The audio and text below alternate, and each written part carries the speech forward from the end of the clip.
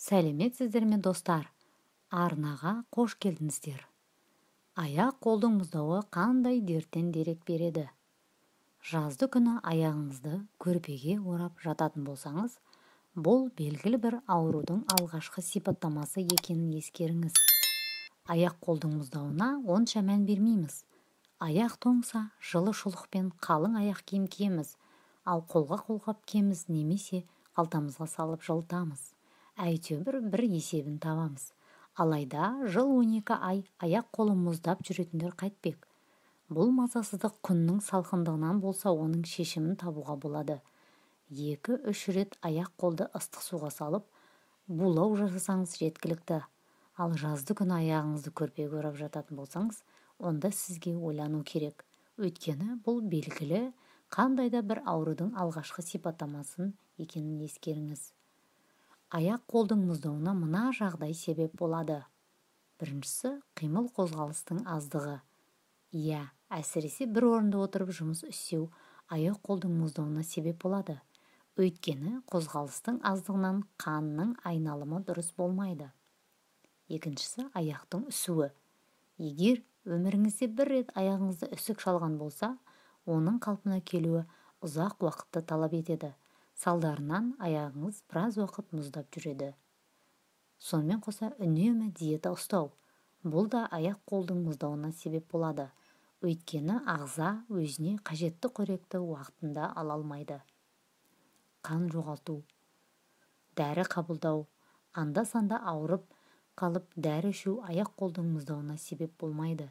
Байқасаңыздар, дәрісіз күні өтпейтін науқастар немесе қандай да бір дәріге іс жүргізу, ағзаны тазалау, ұйқы шақыру, жүктіліктен сақтану, тәуелділіктің салдарынан аяқ қол мұздап бастайды. Одан кейінгі салдары тамақтану уақытының және ұйқы мен демалыстың өзгеруі.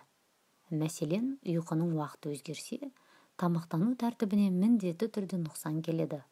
Айталық, таңғы ұйқыдан 10-да тұрсаңыз, таңғы ас пен түскі ас бірігіп кетеді де, түскі ас 5 уақытына ауысады, ал кешкі асқа түннің 1 уағында отырасыз.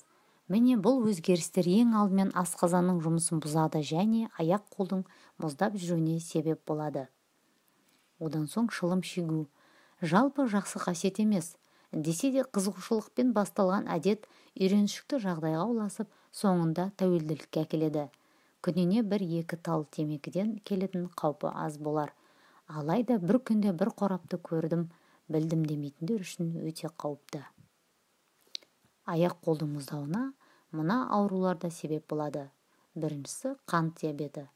Бұл аурудан адамның ірі және майда тамырлары зардап шегеді. Салдарынан қан тез ұйып, майда тамырлар жарылуға бейім келеді. Нәтижесінде аяқ мұздап диабет ауруына белгі береді.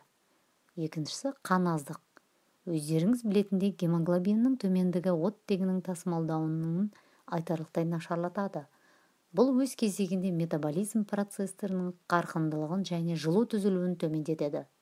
Осы себепті аяқ қол мұздайды. Үшіншісі, тығындалған эндоартерит. Бұл аурумен темекі шегетіндер ауырады. Дерт қан тамырлары мен күре тамырдың тарылуы арқылы көрініс береді. Оған қоса, жүрген кезде аяқ ауырады. Нәтижесінде аяқ қол мұздап дерттің асқынғанын айғақтайды.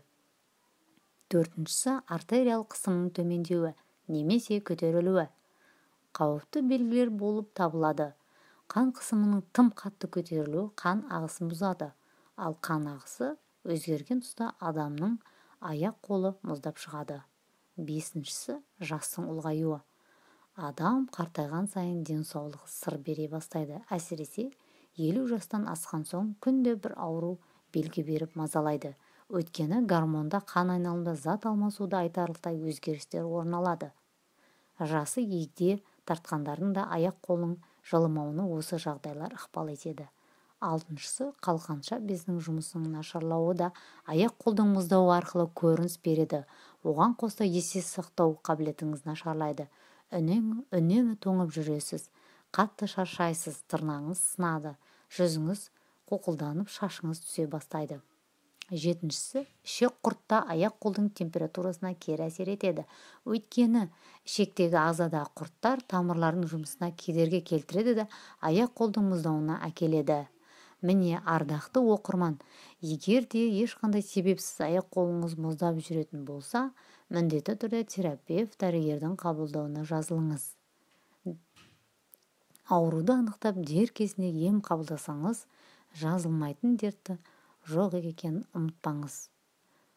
Бұл дертті үй жағдайында емдеуге болмайды. Міндетті түрде себебін анықтап алу керек.